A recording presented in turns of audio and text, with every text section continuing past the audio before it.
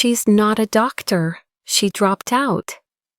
That's what my parents told everyone at Michael's graduation party 3 years ago. The words still echoed in my head as I scrubbed in for another 12-hour shift. But right now, none of that mattered. The trauma alert was blaring, and a critical patient was coming in hot. Motor vehicle accident, multiple injuries, ETA 2 minutes. The paramedic's voice crackled over the radio. I pulled on my gloves and headed toward Trauma Bay 3, my team already prepping for arrival. This was just another Tuesday night at Chicago Memorial Hospital, where I'd been chief of emergency medicine for the past 3 years. The ambulance doors burst open and my world shifted.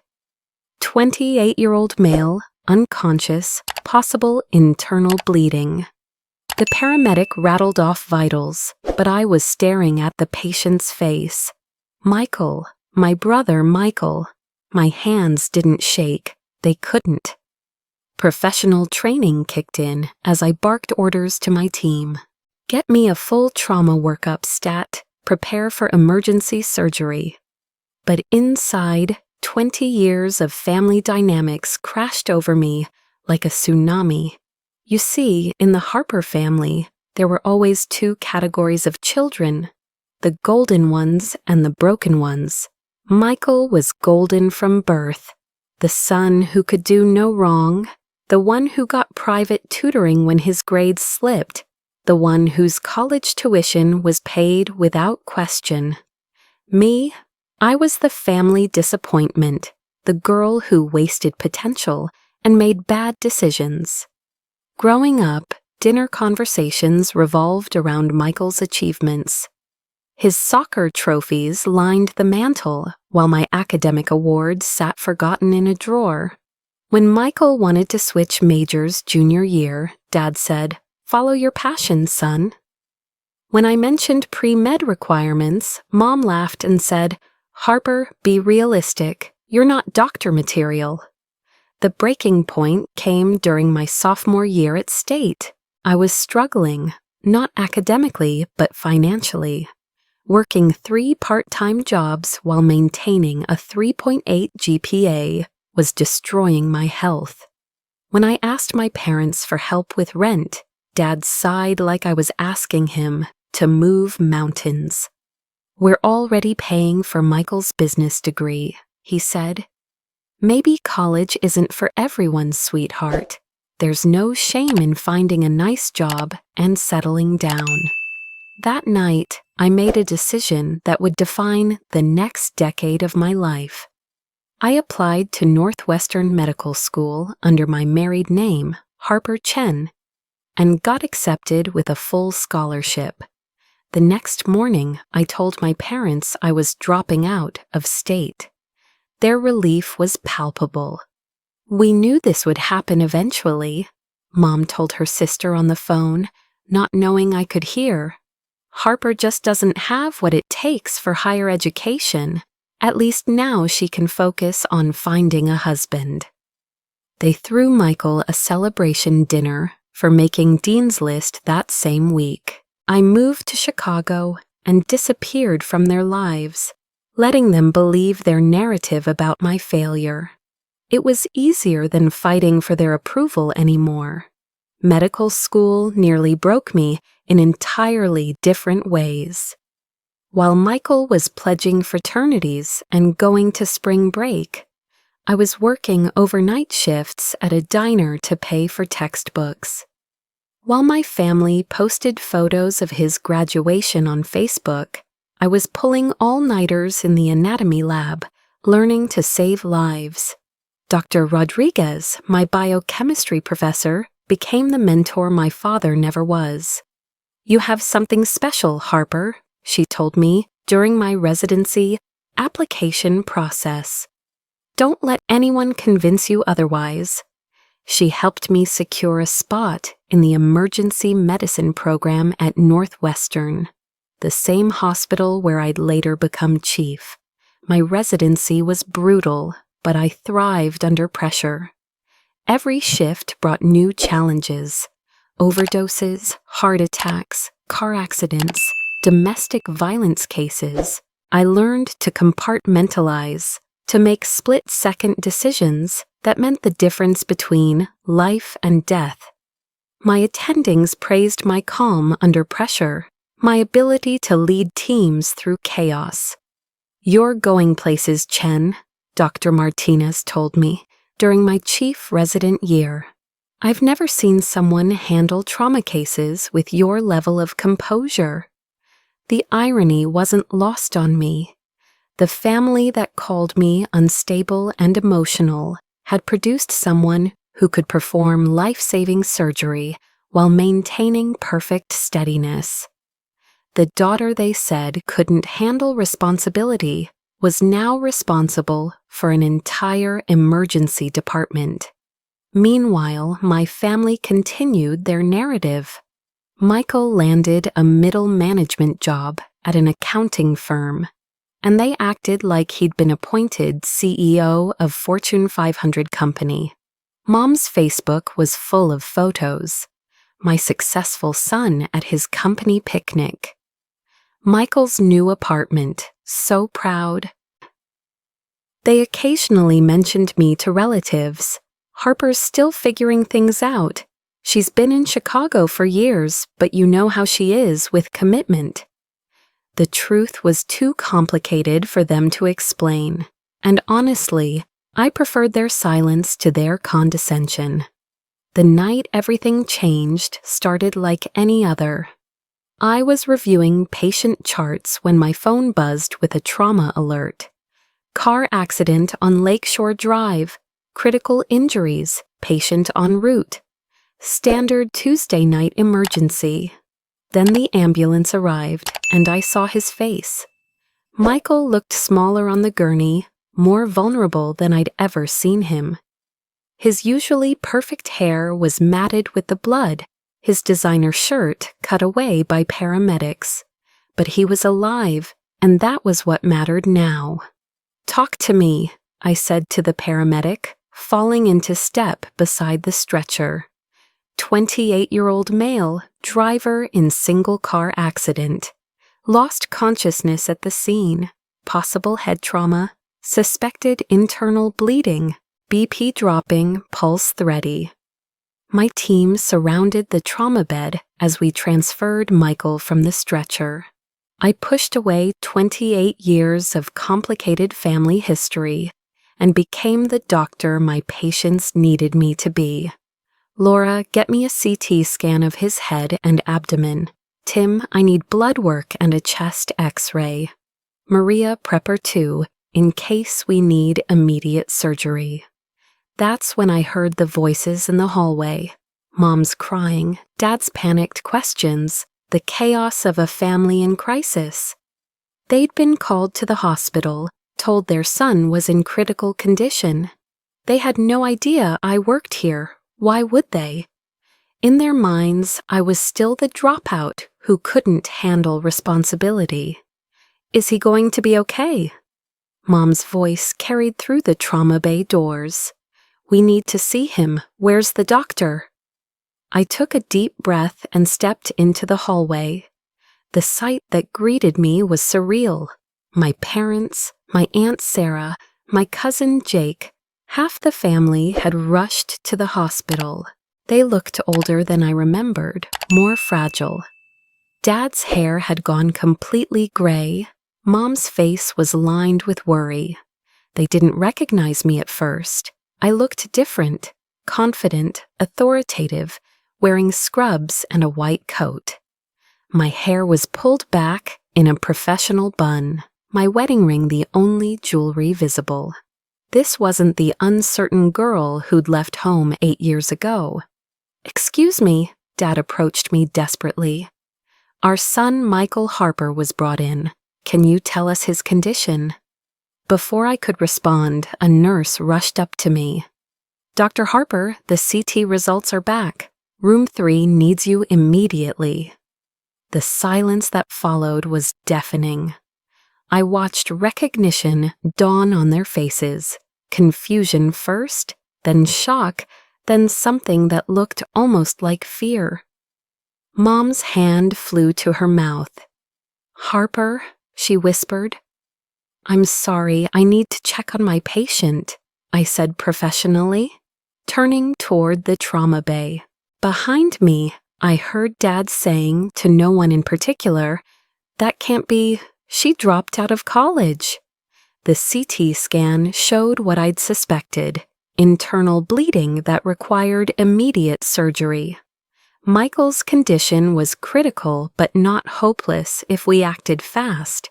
I'd performed hundreds of similar operations, but this one carried weight that threatened to crush me. In the operating room, surrounded by my team, I became the surgeon I'd trained to be. My hands moved with practiced precision, repairing damage, stopping bleeding, saving my brother's life. The irony was overwhelming. The family failure was literally holding the golden child's future in her hands. "Beautiful work, Dr. Harper," Dr. Kim, the attending surgeon, said as we closed. "You may have just saved his life." 4 hours later, I emerged from surgery to find my family in the waiting room. The exhaustion hit me then, not just from the operation, but from years of carrying their disappointment. They all stood when they saw me approach. "He's stable," I announced, and Mom immediately burst into tears of relief. "The surgery went well. He'll need to stay in ICU for monitoring, but I expect a full recovery." "Thank God," Dad breathed. Then he looked at me with eyes I didn't recognize, vulnerable, almost afraid. "Harper, we don't understand. How long have you been a doctor?" I could have been gentle. I could have eased them into this revelation. But 8 years of letting them believe I was a failure, while I built a medical career, had worn me thin. "I've been chief of emergency medicine here for 3 years," I said calmly. Before that, I completed my residency at Northwestern. Before that, I graduated from Northwestern Medical School with honors. I never dropped out of college, Dad. I transferred to Northwestern and finished my pre-med requirements while working 3 jobs to pay my way. The color drained from Mom's face. "But you said you were dropping out." "I said I was leaving state. You assumed the rest." I crossed my arms, feeling every bit the professional I'd become.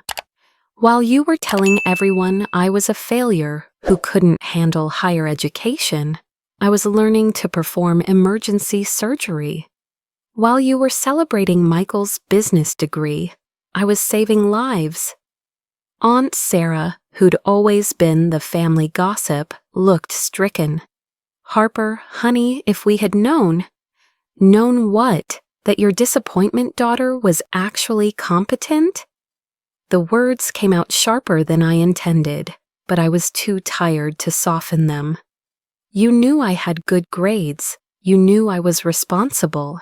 You just decided I wasn't worth investing in." Dad tried to approach me, his hands outstretched. "We made a mistake. We're sorry. We never meant to..." "You never meant to what? Dismiss me? Ignore my achievements? Tell everyone I was a quitter?" I stepped back, maintaining professional distance. "I didn't do this for your approval anymore, Dad. I did this because I'm good at it and because it matters." The next few days were awkward in ways I hadn't anticipated. Michael was recovering well, but hospital policy required family meetings for ICU patients. Suddenly, the family that had written me off was forced to acknowledge that I was not only competent, but instrumental in their golden child's survival. Michael woke up on day 3, confused but alert. When he saw me in my white coat, checking his chart, his eyes widened. "Harper, are you really a doctor?" I smiled at him, really smiled, maybe for the first time since his accident. Yeah, Mikey, I really am. But Mom and Dad said you dropped out. They said you were working retail or something. I sat on the edge of his bed, feeling some of the old sibling connection we'd lost over the years. I let them believe that because it was easier than fighting for their respect. I moved to Chicago, went to medical school, and built a career. This is my hospital, Michael. I run this emergency department. He was quiet for a long moment, processing this information. You saved my life. That's what doctors do. No, I mean, you literally saved my life. After how we treated you, after Mom and Dad always favored me, you still... His voice broke a little. I don't deserve that kind of grace. It was the first real conversation we'd had in years, maybe ever. For the first time, I saw my brother not as the golden child who'd received all the family's investment, but as someone who'd been trapped in their expectations, just as much as I'd been trapped in their dismissal. You were a kid too, I said finally. You didn't choose to be the favorite any more than I chose to be overlooked. The family meetings over the next few days were exercises in awkwardness. My parents struggled to reconcile their narrative with reality. They'd spent 8 years telling people I was the daughter who couldn't succeed, and now they were forced to acknowledge that I was not only successful, but literally responsible for their son's life. Mom tried to bridge the gap with elaborate gestures, sending flowers to my office, bringing coffee for my staff, posting on Facebook about her daughter the doctor. But I wasn't interested in becoming their new source of bragging rights. I'd built a life without their validation, and I wasn't about to restructure it around their approval now. The hardest part was setting boundaries. They wanted to celebrate, to make up for lost time, to rewrite history as if their dismissal had been a misunderstanding rather than a choice. But I'd learned something during those 8 years of silence. I didn't need their pride to feel proud of myself. I appreciate that you want to repair our relationship, I told them during one particularly tense family meeting. But I'm not going to pretend the past 8 years didn't happen. You made assumptions about my character and abilities, and you never bothered to check if those assumptions were true. Dad looked stricken. We thought we were protecting you from disappointment. Pre-med is so competitive, and we didn't want you to get your hopes up. So instead, you crushed my hopes preemptively. I kept my voice steady, professional.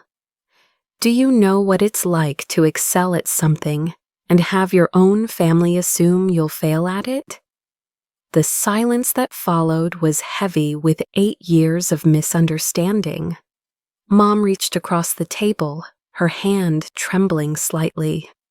What can we do to fix this, Harper? How can we make this right? I considered her question carefully. The truth was, I wasn't sure. Our relationship could be fully repaired. Too much damage had been done. Too many years had passed. But maybe we could build something new, something based on who I actually was, rather than who they'd assumed I was.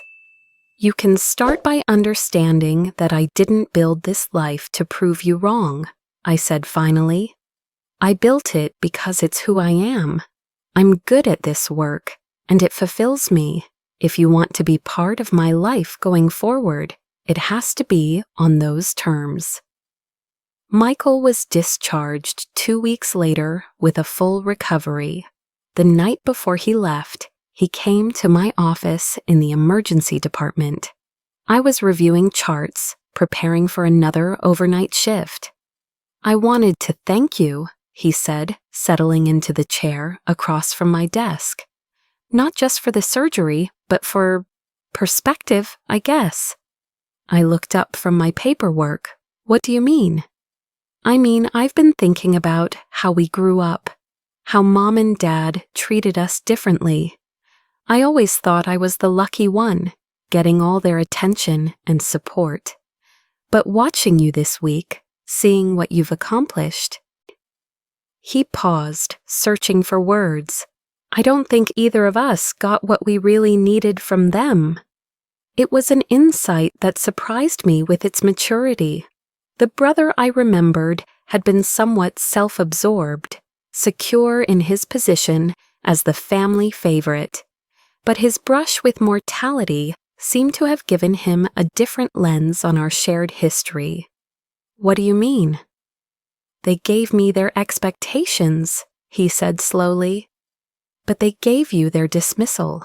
Neither of those things was actually love, was it? Love would have been believing in both of us, supporting both of us to become who we were meant to be. I set down my pen, giving him my full attention. This was the deepest conversation we'd ever had, and possibly the most important. I think you're right, I admitted. I spent so many years angry that they didn't believe in me. But maybe the real tragedy is that they didn't really believe in either of us. They just projected their own fears and expectations onto both of us in different ways. We sat in comfortable silence for a moment, two siblings finally seeing each other clearly for the first time. Outside my office window, Chicago sparkled in the darkness, full of lives being lived and stories being written. For what it's worth, Michael said finally, I'm proud of you, not because you became a doctor, but because you became yourself despite everything. After he left, I finished my charts and prepared for rounds. The emergency department never slept. There were always new patients, new crises, new opportunities to make a difference. This was the life I'd chosen, the career I'd built, the identity I'd forged independent of family expectations or limitations. My phone buzzed with a text from Dr. Rodriguez, my old mentor. Heard about your family situation through the grapevine. Hope you're doing okay. Remember what I always told you. You have something special.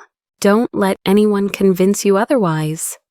I smiled, tucking the phone back into my pocket. She was right. I did have something special, not because my family finally recognized it, but because I'd recognized it in myself and had the courage to pursue it despite their doubts. The trauma alert sounded again, another ambulance arriving with another patient who needed my skills. I straightened my shoulders, checked my stethoscope, and headed toward the emergency bay. This was who I was, Dr. Harper Chen, Chief of Emergency Medicine, someone who turned family disappointment into professional excellence and personal strength. As I pushed through the trauma bay doors, ready to save another life, I realized that the girl who'd been called not doctor material had become exactly the doctor she was meant to be.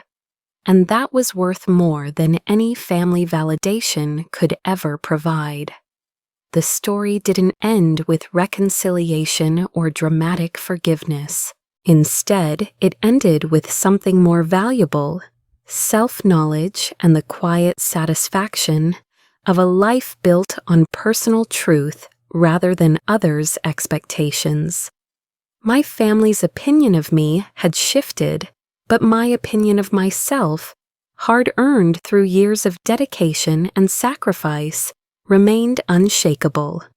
That night, as I saved 3 more lives and mentored 2 residents through their first trauma cases, I knew I was exactly where I belonged, not because my family finally understood my worth, but because I'd never stopped understanding it myself. Sometimes the best revenge isn't proving others wrong. Sometimes it's simply proving yourself right.